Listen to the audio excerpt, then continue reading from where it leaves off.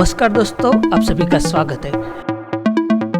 दोस्तों, अगर आप लेक्चरर की जॉब पाना चाहते हो तो बीपीएससी ने एक और नोटिफिकेशन जारी किया हुआ है सिविल और कंप्यूटर साइंस की लेक्चरर की जॉब के लिए। जी हाँ, इसमें आपको मैं ऑनलाइन फॉर्म कैसे भरना है, उसकी वैकेंसी कितनी है, उसकी लास्ट डेट कब है, उसकी एलिजिबिलिटी क्या है, वो सब मैं इस वीडियो में बताने वाला हूँ। तो वीडियो को पूरा देखिएगा। और इस फॉर्म भरने की तारीख 1 सितंबर से चालू होगी और उसकी लास्ट डेट है 18 सितंबर तक।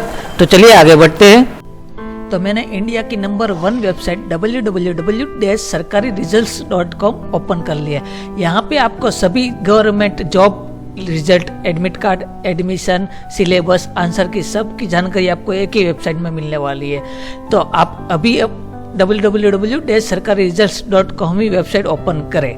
और अभी आपने आप पीसी और लैपटॉप में देख लीजिए कि कहीं गलत वेबसाइट तो ओपन नहीं की है। तो चलिए आगे बढ़ते हैं। दोस्तों, तो सबसे पहले आपको लेटेस्ट जॉब में जाना पड़ेगा, BPSC lecturer civil and computer science. अगर दोस्तों आपको ये लिंक यहाँ पे नहीं मिलती है तो आपको व्यू मोर में जाना पड़ेगा।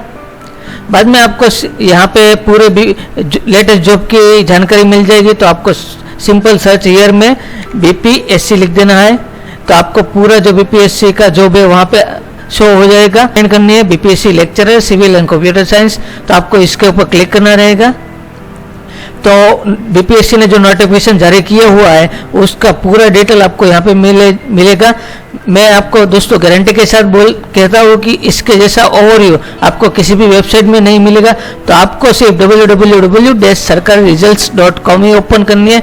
तो चलिए आगे बढ़ते हैं। तो सबसे पहले आपको हाईलाइट मिलेगी यहाँ पे कौन सी एग्जाम है, कौन एग्जाम लेने वाला है, क्या स्टार्ट डेट है, उसकी कितनी वैकेंसी है, कितनी एप्लीकेशन फी है, वो सब आपको ओवरव्यू में मिल जाएगा।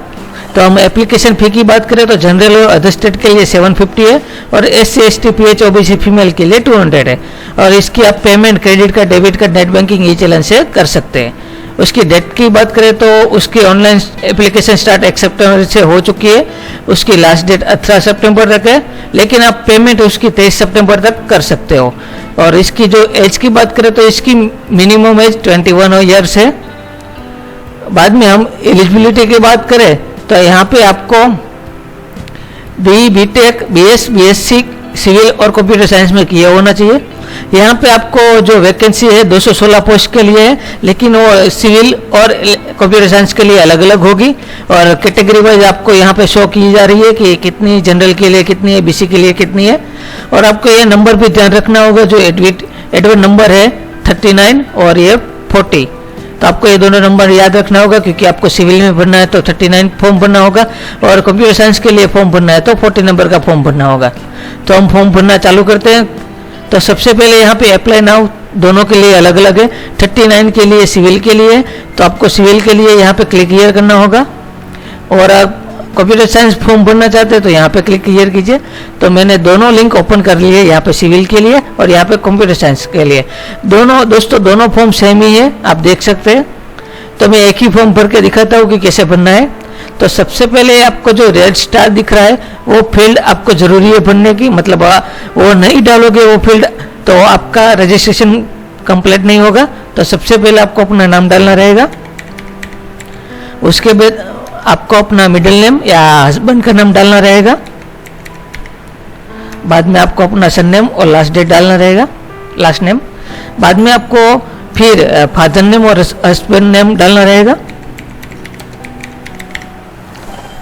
फिर मदर नेम डालना रहेगा आपको। फिर आपको यहाँ पे पूछेगा कि बर्थ डेट क्या है, तो आपको अपनी डेट, मंथ और ईयर, बर्थ डेट डालने हैं। वो पूछेगा कि आप मैरिड है कि अनमैरिड है। फिर आपको जेंडर पूछेगा मेल है कि फीमेल है। उसके बाद आपको फिर पूछेगा कि आप इंडिया के सिटीजन हो कि नहीं हो। फिर आपको पूछेगा कि आप बिहार स्टेट के हो या आउट स्टेट के हो। आपको पूछेगा कि आप रिजर्व कैटेगरी में आते हो कि अदर कैटेगरी में आते हो, जनरल और अदर। फिर आपको उसकी सब जो कैटेगरी आती है SC ST के लिए, OBC के लिए, BC के लिए, वो सिलेक्ट करनी रहेगी। फिर आप ग्रैंडसन हो या ग्रैंड डॉटर हो जिसका फ्रीडम फाइटर रह चुके हो उसके, तो आप यस नो कर सकते हो यहाँ पे। फिर आपको पूछेगा कि आप फिजिकल डिसेबल हो, मतलब विजुअली और हियरिंग, तो आप यस इधर अपना यस नो कर सकते हो। फिर आपको पूछेगा कि आपका एड्रेस क्या है, मतलब अभी कहाँ पे रह रहे हो, वो एड्रेस आपको डालना रहेगा यहाँ पे। बाद में फिर आपको पूछेगा कि आपका परमानेंट रेसिडेंस कौन सा है, मतलब परमानेंट आप कहाँ पे रहते हो। अगर आप ऊपर वाले एड्रेस पे ही रहते हो तो सेम एज अबो कर दो, वरना जो अभी परमानेंट एड्रेस है वो आपको लिखना पड़ेगा यहाँ पे।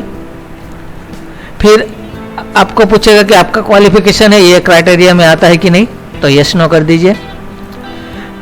फिर आपको यहाँ पे ईमेल एड्रेस और मोबाइल नंबर दोनों डालना जरूरी है दोस्तों, क्योंकि दोनों पे आपको मतलब कोड मिलेगा अलग अलग।